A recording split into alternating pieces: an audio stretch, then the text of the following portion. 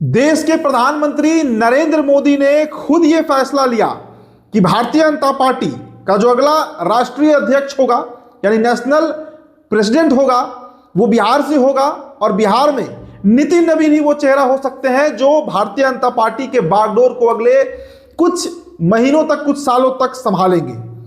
देश और दुनिया की सबसे बड़ी पार्टी बीजेपी, जिसका बोलबाला है, देश के कई राज्यों में उसकी सरकार है, कई मुख्यमंत्री हैं, देश के प्रधानमंत्री भारतीय जनता पार्टी से हैं और उस पार्टी का नेतृत्व करने की जिम्मेदारी एक 45 साल के युवा नेता नितिन नवीन को सौंपी गई। दिल्ली से क्या खबर है वो आपको बताएंगे दोस्तों इस वीडियो में। हमने आपको बताया ही कि प्रधानमंत्री नरेंद्र मोदी खुद यह फैसला लिए कि नितिन नवीन सबसे उपयुक्त चेहरा है।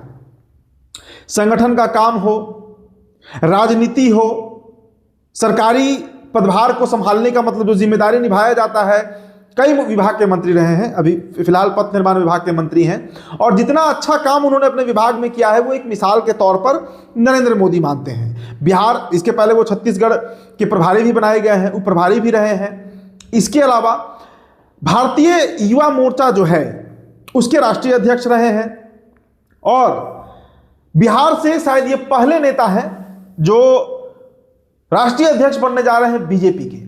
और अगर जाति विशेष की बात करें तो वे कायस्थ जाति से आते हैं और ऐसा नहीं है कि ये कोई पहली बार बन रहे हैं राष्ट्रीय अध्यक्ष, मतलब बीजेपी में कोई कायस्थ जो है वो राष्ट्रीय अध्यक्ष बन रहा है। इसके पहले साल 1998 से लेकर 2000 के बीच मध्य प्रदेश के एक नेता, देखिए मैं उनका नाम भूल रहा हूं, ठाकरे, उनका टाइटल था ठाकरे, वो भी कायस्थ जाति से ही थे, वे भी राष्ट्रीय अध्यक्ष बन चुके हैं। और उनके बाद बंगारू लक्ष्मण जो है उनको बनाया गया था राष्ट्रीय अध्यक्ष। तो जो एक कार्यशैली है भारतीय जनता पार्टी की, और देखिए दोस्तों हम बात करते हैं लोकतंत्र और राजतंत्र की।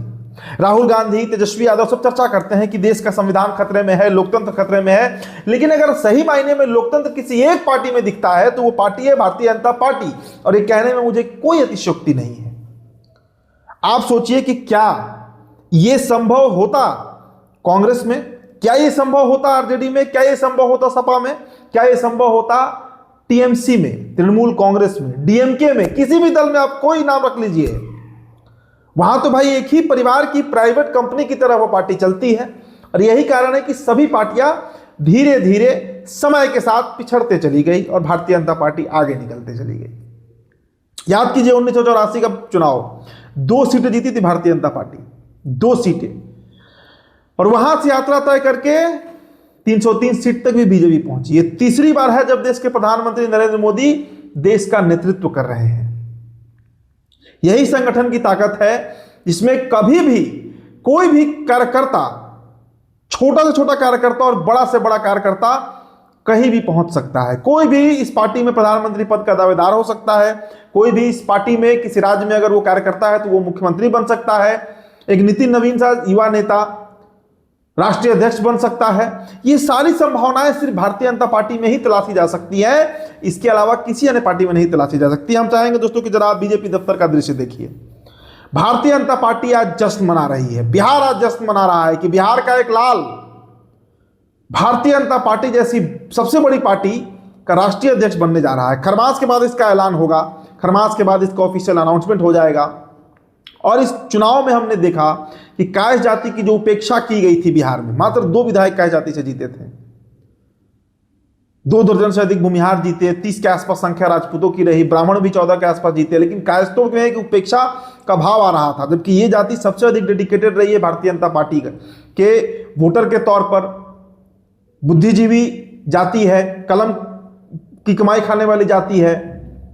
अभी भी जो बड़े बड़े दिल्ली से लेकर पटना और पूरे देश में, चाहे संघ की बात कीजिए, वहां पर भी जो कलम की ताकत थी यही जाति दे रही थी। तो भारतीय जनता पार्टी ने उसका मान रखा और नितिन नवीन को राष्ट्रीय अध्यक्ष बना दिया है। अब इसमें जो खबर आई है वो आपको हम बताते हैं।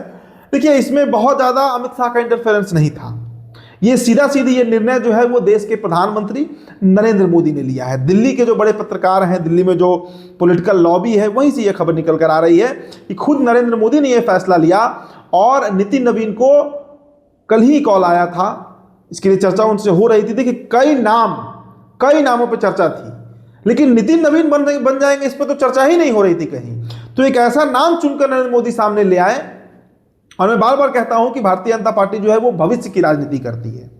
मतलब आज 2025 में भारतीय जनता पार्टी जो है वो 2035 से लेकर 2045 तक की राजनीति करेगी कि 35 में क्या होगा बीजेपी में, 40 में क्या होगा, 2045 में कौन बनेगा, और उसके लिए जो युवा खेप है उसके कंधों पर अब जिम्मेदारी देनी होगी।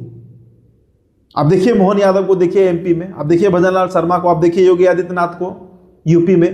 तो बीजेपी ने बिहार पर इस पर दाव लगाया और नितिन नवीन की काबिलियत, उनकी कर्मठता और उनकी कार्यशैली, उनका, और सबसे बड़ी बात कि नितिन नवीन की एक खूबी मैं आपको बताता हूं निजी तौर पर।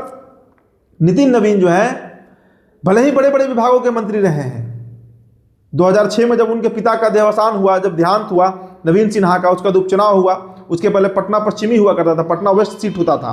2010 के परिसीमन में जब बांकीपुर सीट बना तब से ये 5वीं बार, 2006 के उपचुनाव में, 2010 में, 15 में, 20 में और 25 में 5वीं बार ये चुनाव जीते हैं। लेकिन जो विनम्रता है और जो एक्सेसिबिलिटी है, मतलब अगर आप नितिन नवीन से बांकीपुर की जनता खास करके चाहे कि बात कर ले, फोन पर मिल ले, तो वो आसानी से उपलब्ध रहते हैं। और यही चीज भारतीय जनता पार्टी को अच्छा लगता है, उनके संगठन के लोग पसंद करते हैं, संघ के लोग पसंद करते हैं कि नेता कितना एक्सेसिबल है अपनी जनता के लिए।